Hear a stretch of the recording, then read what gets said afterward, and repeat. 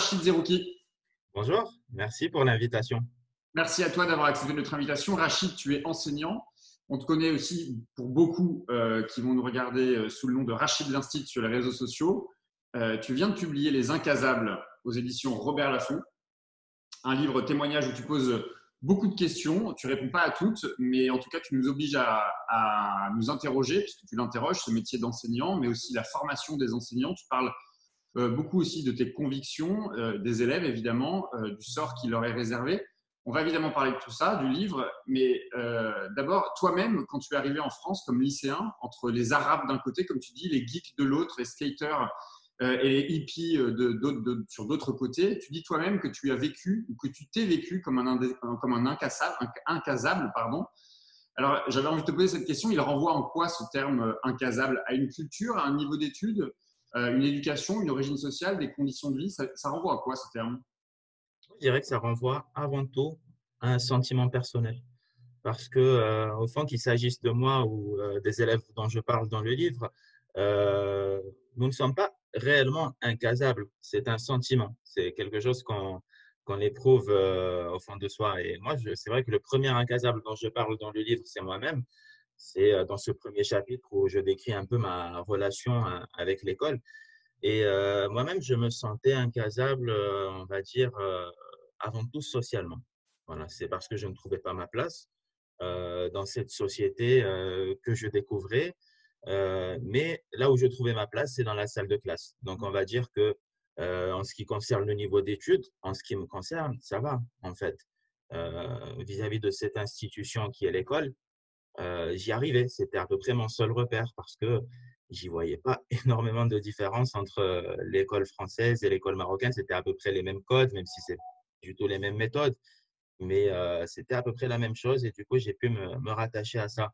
Les incasables dont je parle ensuite dans, dans le livre et dans les chapitres suivants, là, ça renvoie à une difficulté qui est beaucoup plus grave, qui est liée au niveau d'études, qui est liée aussi à tout ce qui est social, à trouver sa place dans la société.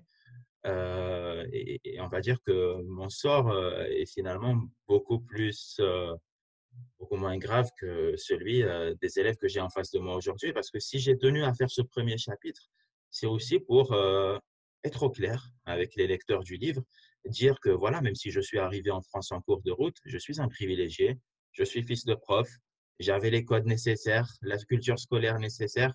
Et donc voilà, je ne veux pas servir de caution à la méritocratie.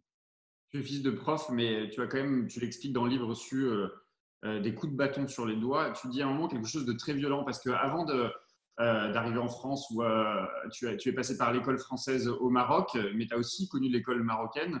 Et tu dis ça, que j'ai trouvé très violent, c'est qu'après avoir subi le racisme et le mépris en arrivant en France, tu te demandes, tu poses cette question, et là je te cite, si les coups de bâton que tu recevais à l'école au Maroc n'étaient pas plus doux à encaisser que l'arrogance de ces lamentables bourgeois. C'est quelque chose que tu constates à nouveau aujourd'hui auprès de tes élèves, cette bourgeoisie ou ce mépris, ce racisme parfois, il est d'autant plus exacerbé aujourd'hui. Alors, juste une petite précision, les bourgeois dont je parle à ce moment-là, ce sont les bourgeois que je rencontre en arrivant à l'école française, mais toujours au Maroc. Parce qu'il faut savoir que à ce qu'on appelle la mission française, c'est-à-dire les écoles françaises au Maroc ou en Algérie ou en Tunisie, un peu partout où la France a laissé des traces, soit on est français et donc on a la scolarité gratuite, soit on est marocain, algérien, tunisien. Et à ce moment-là, on peut accéder à cette école française, à cette mission française, en payant énormément d'argent. Donc, nous étions une certaine quantité de Français. Tout le reste, c'était des enfants dont les parents étaient très, très aisés. Et c'est là où j'ai rencontré pour la première fois ce mépris de classe dont je parle, sur lequel je n'arrivais pas encore à poser des mots, mais qui a effectivement été très, très violent à encaisser. Et c'est vrai, oui, je maintiens que ça peut être cette violence verbale, cette violence psychique qu'on peut ressentir, elle peut être aussi violente que les coups. Parce que, voilà, je raconte ce moment où j'ai été non pas moi-même personnellement, mais où la mère d'un camarade de classe vient le chercher dans mon quartier et lui dit, mais pourquoi tu traînais chez ces animaux? Donc voilà, c'était pas simplement moi, c'était moi, mon quartier, tous ceux qui m'entouraient, qui étaient déshumanisés, ramenés au statut de bête. Et ça, oui, c'est violent, comme des coups. Alors maintenant, tu es devenu prof et bon, il y a, évidemment, tu parles beaucoup des classes SECPA où tu commences à enseigner. Tu es amené à enseigner, tu l'expliques très bien, à la fois les matières littéraires, mais aussi mathématiques et la technologie. Bon, ça peut paraître surréaliste qu'un seul enseignant puisse porter toutes ces matières, mais du coup, ça m'amène à cette question parce que tu en parles beaucoup dans ton livre sur la question de la formation des enseignants.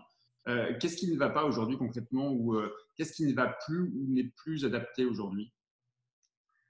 Moi, ce que je reproche fondamentalement à la formation que j'ai reçue personnellement, c'est qu'on ne m'a pas préparé à ce type d'élève. Et c'est vraiment dommage parce que ce type d'élève, c'est celui qui a aujourd'hui le plus besoin de l'institution, des professeurs. Et donc, ces élèves-là qui sont en très grande difficulté devraient être le centre de l'attention, le centre de la formation des enseignants. Moi, je me rappelle de certaines vidéos de mise en situation qu'on nous projetait lorsque j'étais à l'ESP, qu'on appelle aujourd'hui l'INSPE. C'était des classes favorisées, à effectifs très réduits, où on ne voyait pas les problématiques vraiment auxquelles on allait être confronté ensuite. Il y a eu quelques cours, quelques modules qui ont tenté de rattraper de nous montrer vraiment la réalité telle qu'elle allait être, les vraies difficultés auxquelles on allait être confronté, mais c'était très rare. On nous préparait à un élève qui a envie d'apprendre, qui a la culture scolaire, qui a cette fin de connaissances. Et cet élève-là, je l'ai rencontré lors de ma première année, juste après l'inspect. Et c'est vrai, je l'ai vu, cette curiosité. C'était très agréable de bosser avec ces élèves-là. Et c'est pas ceux que j'ai en face de moi aujourd'hui. Donc, moi, ce que je reproche à l'ESP, c'est de m'avoir appris à donner à manger, mais pas à donner faim. Je résumerai ça comme ça. Et justement, tu racontes une anecdote sur la démarche du prix Nobel Georges Charpak que tu utilises notamment avec des CM1, CM2. Au sujet d'une question que tu leur poses, tu lui dis comment on est un volcan, je crois, c'est un peu ça l'idée. Et tu testes cette technique avec les CM1, CM2 qui semble plutôt fonctionner et c'est assez marrant la manière dont tu le racontes. En revanche, tu réessayes cette même démarche avec tes élèves SECPA. Et si je comprends bien, tu arrives à la conclusion que certes, ils semblent ne pas être très intéressés ou même curieux de savoir comment fonctionnent les volcans, mais surtout que derrière en fait cet apparent désintérêt que pourraient avoir ces élèves de SECPA, il y a des attitudes, des compétences, des postures et des codes c'est toi qui le dis ça, hein, que la communauté enseignante semblerait oublier en tout cas. C'est à ça que l'éducation devrait justement s'attaquer, cette espèce d'autocensure, se dire à l'avance que de toute manière, je suis pauvre, je suis nul, je suis sans culture et je n'arriverai jamais et certainement pas à comprendre comment fonctionne un volcan. Bien sûr.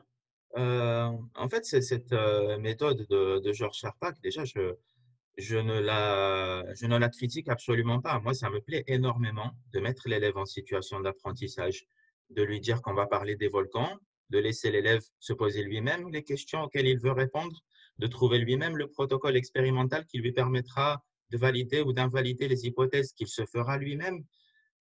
Et puis, dans cette façon de faire, qui est celle aussi de freiner, qui est celle dont s'est inspiré Georges Charpak, il s'agit de mettre l'élève en situation d'apprentissage et d'en faire le principal acteur de son apprentissage.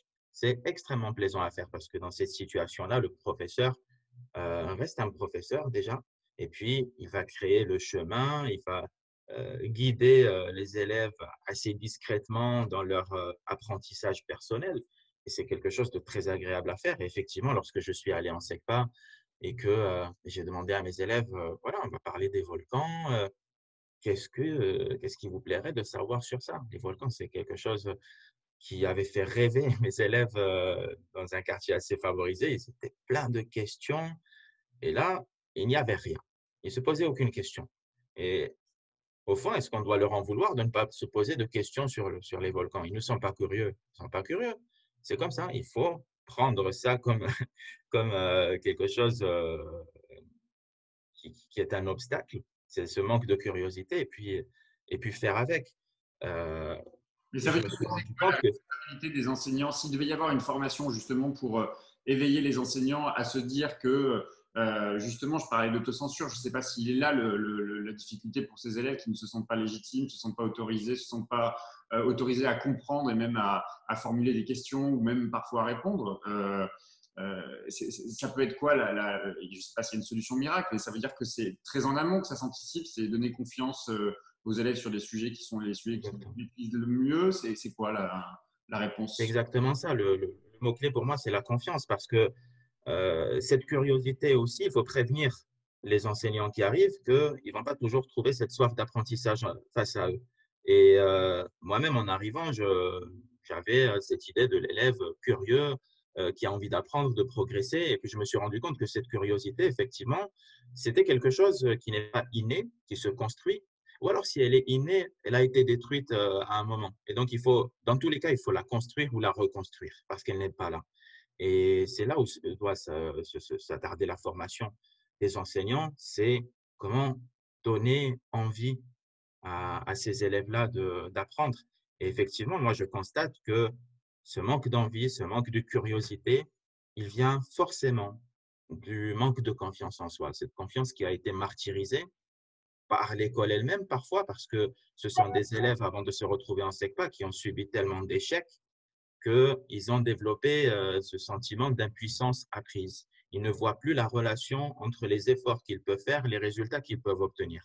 Et donc, c'est une notion développée par un psychologue qui s'appelle Hoffman et lui-même, il dit qu'il faut redonner un sentiment de contrôlabilité.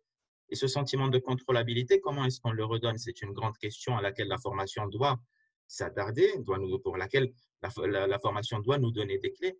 Ça passe par des réussites. Ce n'est pas des réussites qu'on distribue gratuitement en applaudissant. L'élève, il n'est pas bête. Il va le comprendre finalement qu'on essaye de faire ça. Il faut qu'il y ait une réussite, il faut qu'il y ait un vrai défi et il faut que l'élève puisse accorder aux efforts qu'il a fournis le privilège de cette réussite en fait. Il faut qu'il puisse recréer ce lien entre les efforts et la réussite.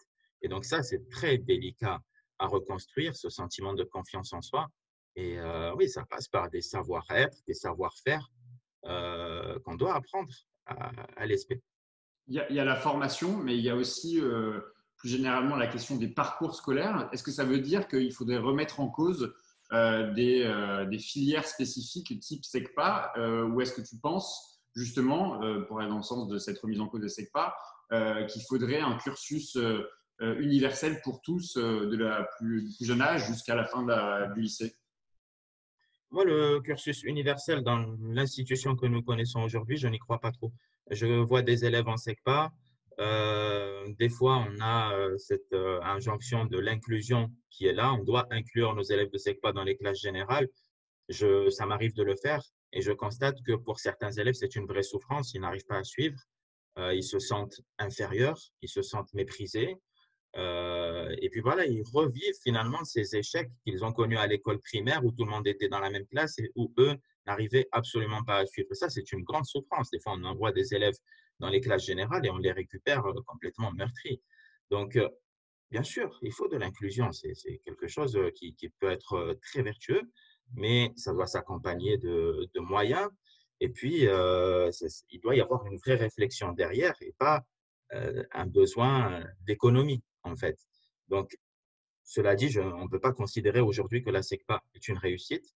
Je crois qu'il faut vraiment se poser la question de est-ce qu'on aurait pu éviter à certains élèves de se retrouver dans cette section? Est-ce que, par exemple, en résolvant leurs difficultés dès qu'elles apparaissent, est-ce qu'on n'aurait pas pu faire autrement? Autrefois, il y avait des profs qu'on appelait les maîtres E, les maîtres G, c'était les RAZ. C'était des maîtres supplémentaires. Dès que l'élève, euh, trouvait une difficulté dans un apprentissage qu'on jugeait fondamental, le maître RAZ venait, le sortait de la classe, revoyait ça avec lui, le remettait dans le cursus ordinaire et ça a montré ses fruits, les études le montrent. On les a supprimés. Pourquoi? Pour faire des économies. Et ça, typiquement, c'est un dispositif qui peut éviter à certains élèves de se retrouver en SECPA. Toujours à propos des élèves de SECPA, tu dis que tu es face à un dilemme. Là aussi, la phrase est dure, mais tu dis que tu hésites entre consumer leur confiance et insulter leur intelligence. C'est violent. Oui, tout le temps en fait. C'est une question, c'est un équilibre à trouver. chaque jour parce que on a des élèves qui, par exemple, si on prend l'exemple de la littérature, ils vont avoir les compétences pour lire des choses parfois très puériles, des contes, des choses qui sont destinées à des élèves de CE2, de CM1 maximum. Mais eux, ils vont avoir plutôt envie de lire des choses qui les concernent, des histoires d'amour, des histoires matures, complexes, pour lesquelles ils n'ont pas les compétences. Si on les met devant, je ne sais pas moi, Orgueil et préjugés, on les met face à un échec parce que c'est un texte qu'ils ne comprennent pas. Donc, il y a cet équilibre qui est très difficile à trouver. Parfois, il m'arrive de demander une tâche, les élèves la jugent beaucoup trop facile, ils se sentent insultés. Et parfois, il m'arrive aussi de donner quelque chose de trop difficile. Et là, je fais revivre un nouvel échec qui va encore une fois détériorer cette confiance en soi qui est très fragile. Et donc là, il n'y a pas de réponse fixe à apporter. C'est un équilibre à trouver chaque jour. Ça passe par de l'adaptation, ça passe aussi par le fait de vraiment cibler le niveau scolaire de l'élève et de proposer quand même des défis qui sont réalistes. Comment on tient quand on est enseignant aujourd'hui en SECPA? On voit bien aujourd'hui que, allez, étude après étude, on voit bien que ce qu'on a pu appeler à un moment donné la vocation d'enseignant n'existe presque plus. Alors, je ne sais pas si c'est vrai ou pas, mais on voit quand même qu'aujourd'hui, beaucoup d'enseignants jettent l'éponge. Comment on tient quand on est enseignant en SECPA? Mais je pense aussi évidemment aux enseignants qui sont dans les quartiers populaires, qui sont sans moyens, démunis, seuls souvent. Moi, je pense qu'on tient avec les petites victoires dont j'ai parlé tout au long du livre, les petites éclaircies. Je raconte des petites anecdotes, comme un élève qui se rappelle d'un poème qu'on a travaillé il y a 3 mois. Je parle de la fois où j'ai adapté Antigone avec un ami comédien et où j'ai vécu quelque chose d'extraordinaire. La fois où on a adapté Molière et on a réussi à faire lire cette œuvre du patrimoine français à des élèves qui n'étaient pas censés avoir accès à à cette culture-là. Il y a des petites victoires qui, si on s'y intéresse, peuvent nous redonner de l'optimisme, de l'espoir. Après, bien sûr, il ne faut pas considérer ces petites victoires, ces petites éclaircies comme le bout du chemin et se dire qu'on a fait le job. Donc, à côté de tout ça, il y a bien sûr une lutte politique à mener pour toujours avoir plus de moyens, pour garder ce statut déjà de fonctionnaire, de professeur, pour défendre l'institution scolaire face à l'austérité qui la menace, au néolibéralisme. Et c'est ça, en fait, on a une double vocation. Quand on écoute le ministère pas de l'Intérieur, pardon, le ministère de l'Éducation nationale, on a le sentiment que précisément c'est sa préoccupation principale, c'est peut-être même la priorité de l'Éducation nationale, c'est de s'occuper des élèves les plus en difficulté. On l'a vu pendant tout le discours sur la période du confinement. Euh, Quel intérêt finalement le ministère de l'Intérieur, décidément j'ai du mal, mais il est tellement destiné à être à l'intérieur, j'ai l'impression, Blanquer, mais oui, quel intérêt le ministère de l'Éducation nationale porte-t-il vraiment aux élèves les plus défavorisés?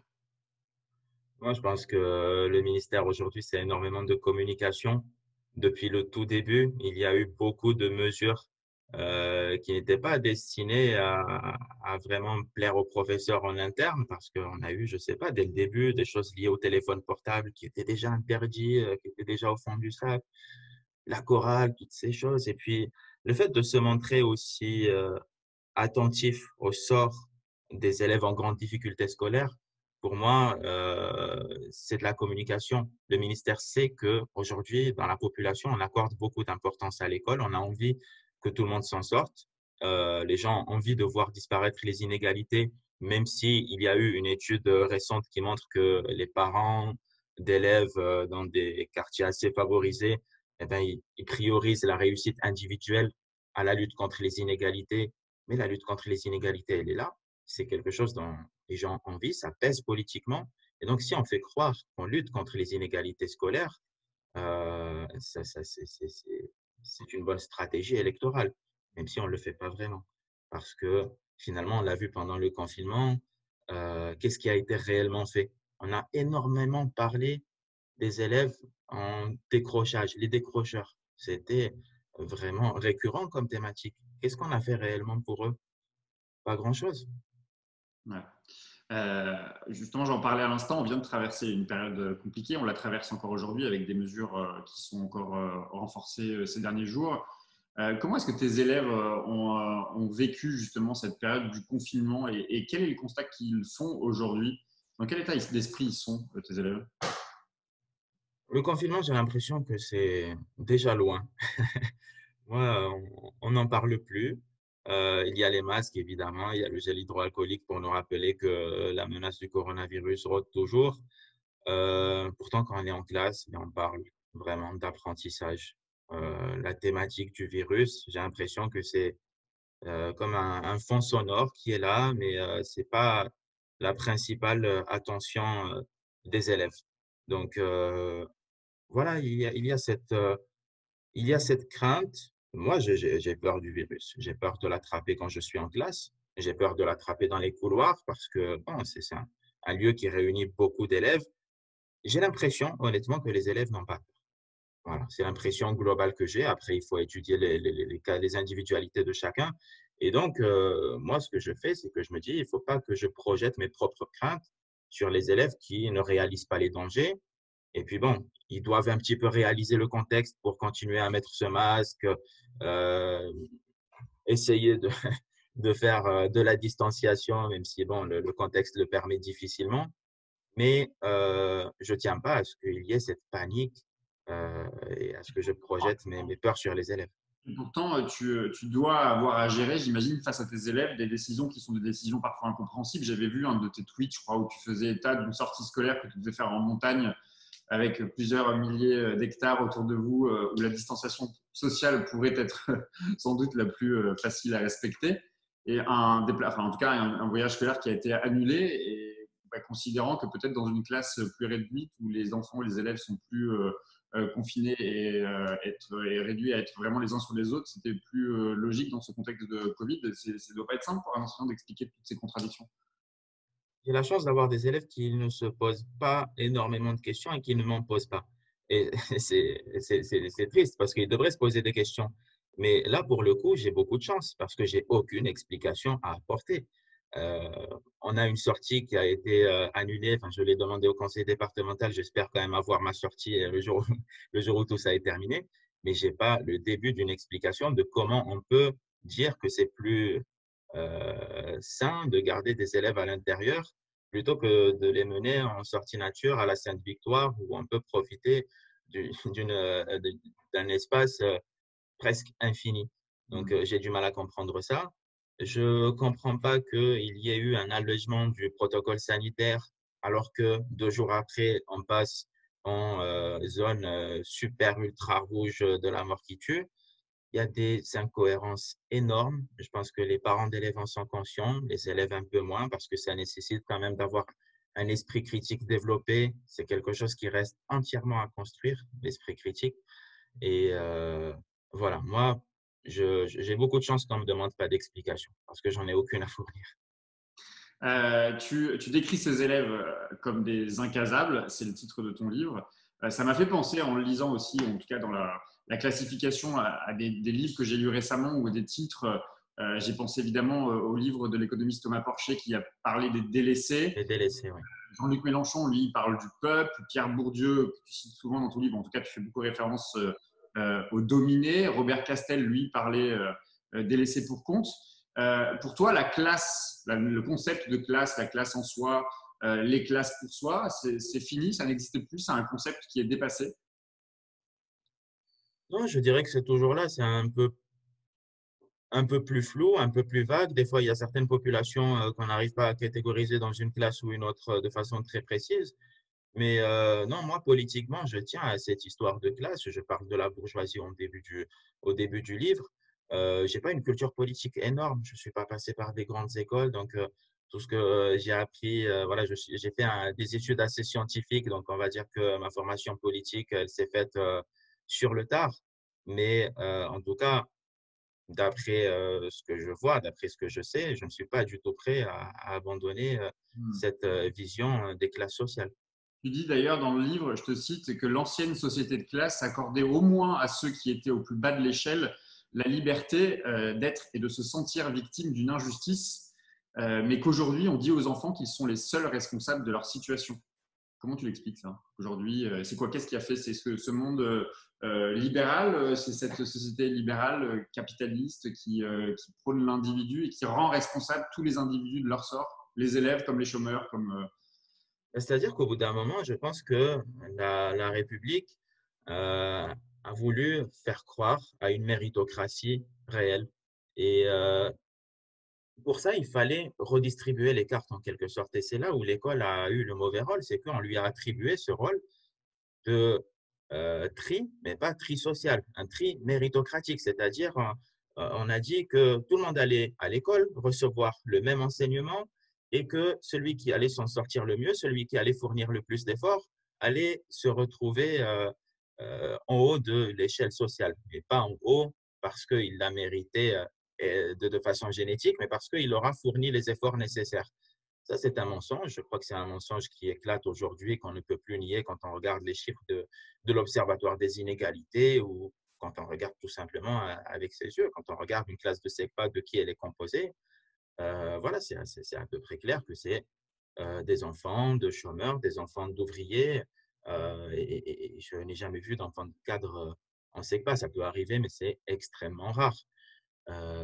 Et donc, je crois que c'est pour donner une légitimité, effectivement, à ce système capitaliste, néolibéral, et en déguisant ça par la méritocratie. C'est quelque chose qui saute aux yeux aujourd'hui. Et, euh, et voilà, je pense qu'on peut laisser derrière nous ce mythe de la méritocratie, reconstruire quelque chose. Pour ça, on a besoin d'abandonner aussi ce mythe de l'universalisme, parce qu'on a besoin aujourd'hui de répondre à des élèves à besoins éducatifs particuliers. L'institution elle-même parle de ces élèves à besoins éducatifs particuliers, alors qu'elle parlait autrefois d'incasables, d'ingouvernables, d'idiots. Il y a au moins eu cette évolution-là. C'est une concession, le fait de parler de ça et de créer des sections spéciales. Donc, voilà, je pense c'est quand même une bonne avancée et on doit concrétiser ça. J'ai une dernière question, Rachid. Comment ne pas céder à la tentation de la personnification quand on écrit un livre comme celui-là? Comment est-ce qu'il s'inscrit ou est-ce qu'il peut s'inscrire dans un collectif?